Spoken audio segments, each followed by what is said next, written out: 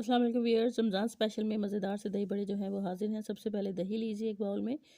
दही को आप बाउल में उंडेल लीजिए। तकरीबन 3 कप दही है। 1 कप आप इसमें दूध ऐड करेंगे। इसके बाद 1 चम्मच हस्बे ज़ायका या 1 चम्मच आप नमक ऐड करें। ज़ीरा मसाला पाउडर ऐड करें। कुटी हुई लाल मिर्च डालें इसमें। इसके साथ आप धनिया पाउडर डालें। साथ ही साथ आप इसमें डालेंगे साबित ज़ीरा थोड़ा सा। इसके साथ हम इसमें कुटी हुई लाल मिर्च डालेंगे। थोड़ा सा चिकन पाउडर ऐड करेंगे और इसको मिक्सर की मदद से मिक्स कर लेंगे। अब जी हम इसमें डालेंगे कटी हुई बारीक प्याज, उसके साथ 2 कटे हुए जो थे बारीक टमाटर वो ऐड करेंगे। आलू हमने पहले से बॉईल करके छोटे छोटे पीसेस में काट लिए थे, वो हम इसमें ऐड करेंगे।